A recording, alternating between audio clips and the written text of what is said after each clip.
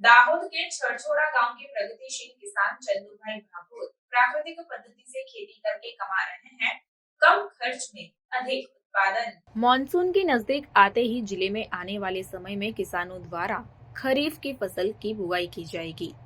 गुजरात के राज्यपाल आचार्य देवव्रत जी प्राकृतिक कृषि के लिए अभियान चला रहे हैं, जिसमें अधिकतर किसानों को रासायनिक खेती के बजाय प्राकृतिक खेती पद्धति अपनाने के लिए प्रेरित किया जा रहा है। रासायनिक खेती से ग्लोबल वार्मिंग होती है, जबकि प्राकृतिक खेती से ग्लोबल वार्मिंग का अंत होता है। साथ ही ये पर्यावरण के अनुकूल भी होती है। आधुनिक कृषि को प्रोत्साहन देने और किसानों को नई तकनीक से परिचित कराने के लिए कृषि प्रौद्योगिकी प्रबंधन एजेंसी आत्मा परियोजना कार्यरत है। दाहोद जिले के आत्मा परियोजना निर्देशक डॉक्टर डी ए पटेल ने दाहोद के किसानों से रासायनिक कृषि के बजाय प्राकृतिक कृषि अपनाने का आग्रह किया है। प्राकृतिक खेती से भूमि की उर्वरता में सुधार होता है। इस खेती के परिणाम संतोषजनक मिल रहे हैं। जल्द ही बारिश होने पर किसान चारों ओर बुवाई शुरू कर देंगे। कुछ किसान पहले से ही बुवाई कर रहे हैं। हाँ, हम दाहोद के छरछोड़ा गांव के प्रगतिशील किसान चंदू भाई भाभोर की बात कर रहे हैं। सरकारी सहायता से उनके पास आज अपना कुआं और ट्रैक्टर भी है, जिससे उन्हें खेती करने में कोई कठिनाई नहीं होती। उनका परिवार केवल खेती पर ही निर्भर है।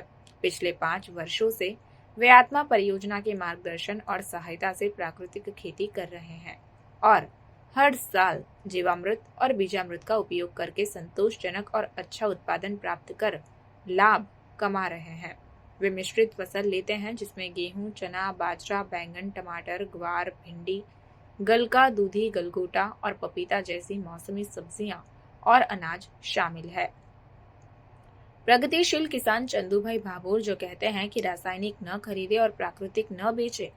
विस्तार से बताऊं तो हर किसान को अच्छे परिणामों के लिए प्राकृतिक खेती अपनानी चाहिए। प्राकृतिक तरीके से उपचारित बीजों की वृद्धि तेजी से और अच्छी तरह से होती है। रासायनिक खाद या उससे उगाए गए अनाज, सब्जियां, फल खरीदेंगे तो हम हाथ से जहर पीने जैसा है, जबकि प्राकृतिक बेच देंगे तो हमारे परिवार के लिए वैसा शुद्ध अनाज, पानी और सब्जियां, फल कहाँ से लाएंगे।